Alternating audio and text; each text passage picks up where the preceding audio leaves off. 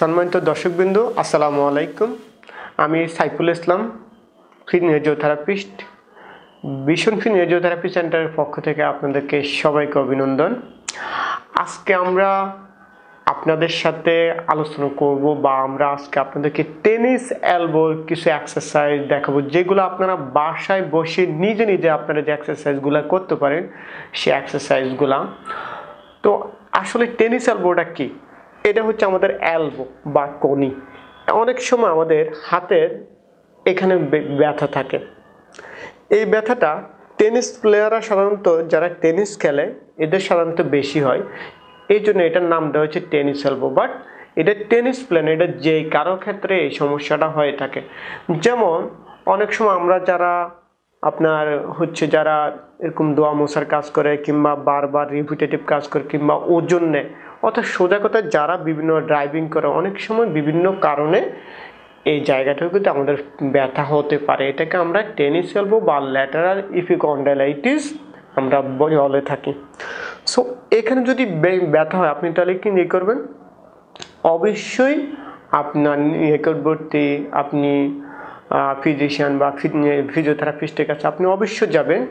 তবে টেনিস এলবোর জন্য আপনাকে অবশ্যই ফিজিওথেরাপিস্টের কাছে যেতে। ফিজিওথেরাপিস্ট আপনাকে দেখে কি ধরনের আপনাকে ট্রিটমেন্ট দিয়ে দেবো, বাসায় আপনাকে কিছু এক্সারসাইজ দিয়ে দেবে।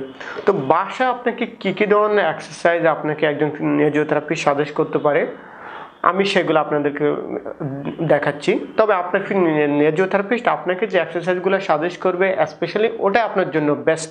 হয়তো যারা যেতে পারতেছেন না বা যারা হয়তো সময়ের অভাবে ফিজিওথেরাপিস্টের কাছে যেতে পারতেছেন না তাদের জন্য এক্সারসাইজগুলো।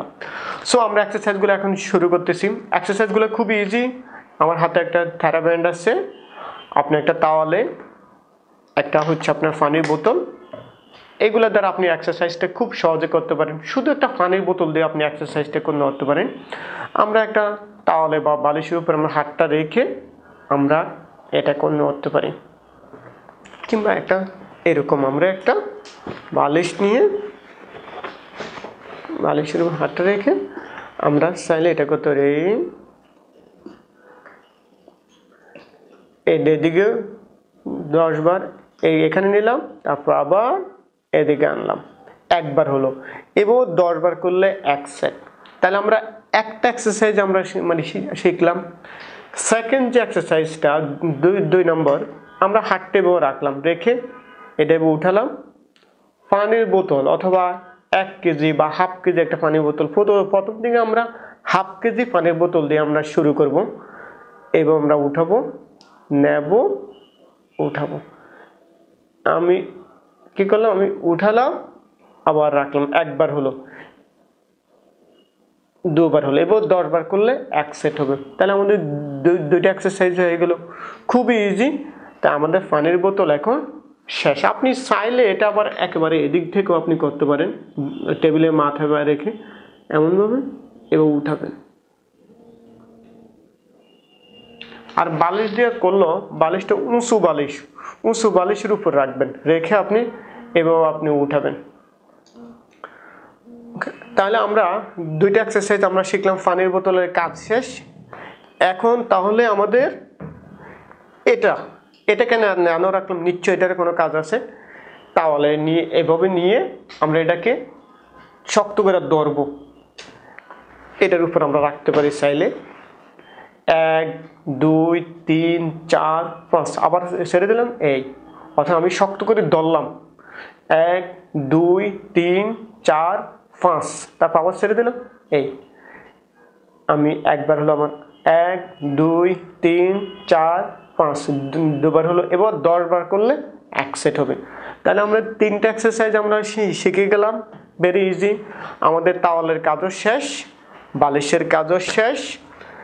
এবার আমরা যদি আমাদের কাছে ওটা থাকে, এটা দিয়ে আমরা এক্সারসাইজগুলো করব। খুবই সহজ একটা জিনিস। আপনি চাইলে ওটা টেকনো হেলথ থেকেও নিতে পারেন। টেকনো হেলথের ওয়েবসাইটের আশা করি লিঙ্ক দেওয়া থাকবে। অথবা আপনি এটা ছাড়াও আপনি চাইলে কাজ করতে পারবেন পানির বোতল দিয়ে। এটা দিয়ে আপনি হচ্ছেন ইজি হয় আপনি করতে পারেন। আপনি হচ্ছেন এই আপনি 1 2 3 তারপরে হচ্ছে যে আপনি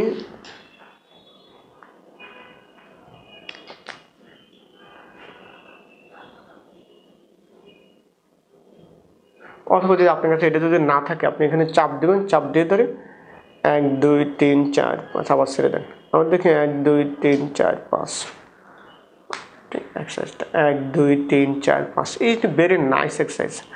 1 2 3 4 যাদের কোনো সমস্যা নেই তারা এক্সারসাইজগুলো করতে পারেন। আপনাদের হাতের মাসল পাওয়ারের জন্য সব কিছুর জন্য খুবই ইফেক্টিভ। 1 2 3 4 আমরা 4টা এক্সারসাইজ আমরা শিখে ফেললাম, খুবই ইজি। এখন আমি তো তখন বলছি আপনি হাতে এটার উপর চাপ দিয়ে আপনি এক্সারসাইজটা করতে পারেন। ধরেন আপনার কিছুই নেই, আপনার হাতটা আপনি উপরে উঠাবেন আর এটা দিয়ে ধাক্কা দিবেন 1 2 3 4 5 আবার 1 2 3 4 5। ওকে, আমরা এক্সারসাইজগুলো শিখলাম। এই এক্সারসাইজগুলো আপনারা নিয়মিত করবেন, আশা করি অবশ্যই উপকৃত হবেন। এছাড়া আপনি অনেক সময় 1 2 3 4 5 6 7 8 9 10 1 2 3 4 5 6 7 8 এমনভাবে চাপ দিবেন যাতে এখানে কোনো ব্যথা না পান। সফটলি যতটা যায়, কোনো মানে জোরাজোরি কোনো কিছু না। মাঝে মধ্যে এমনটাও করতে পারেন, এমনটাও করবেন 1 2 3 4 5। ওকে, তাহলে এক্সারসাইজগুলো আমরা শিখে ফেললাম। প্রতিটা এক্সারসাইজে আপনি 10 বার করে করবেন 1 সেট। এখন আপনার যদি কন্ডিশনটা মানে একুইট হয়, মানে খুবই রিসেন্টলি হয় এবং সেটা যদি ফুলা থাকে মানে ফুলওয়ালা থাকে, তাহলে কিন্তু আপনি এক্সারসাইজগুলো করার প্রয়োজন না। আপাতত আপনি বরফ দিবেন, প্রয়োজনে আপনার ডক্টরের কাছে গিয়ে আপনি ব্যথার ওষুধ খাবেন, তারপর আপনি এক্সারসাইজগুলো করবেন।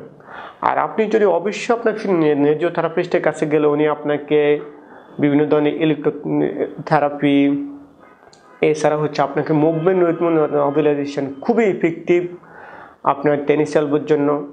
এছাড়া হচ্ছে DTF deep transverse injection message আপনাকে উনি এগুলো হরাই দেবে। ইনশাল্লাহ আপনার টেনিস এলবো অবশ্যই ভালো হয়ে যাবে। যদি আপনি এগুলো করার পরেও আপনার টেনিস এলবো না যায়, তখন আপনি কিন্তু এই করবেন, তখন আপনার জন্য হচ্ছে শকওয়েভ, এক্সট্রা কর্পোরাল শকওয়েভ। অর্থাৎ আপনার প্রতি সপ্তাহে আপনার একবার করে 4 থেকে 5টা সপ্তাহ বা হচ্ছে 7 সপ্তাহ আপনার লাগতে হবে, প্রতি সপ্তাহে একবার করে।